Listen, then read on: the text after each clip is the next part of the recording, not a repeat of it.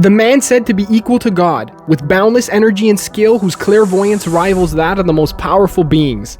But where does this all come from? Today we're going to be looking at the lore and symbolism behind Satoru Gojo. In Jujutsu Kaisen, there are three great sorcerer families: the Zenin family, the Gojo family, and the Camel family. The Zenins and Gojos despise each other because the former heads killed one another in battle. The Gojo family is the clan who descends from Michizane Sugiwara, one of Japan's renowned Big Three vengeful spirits.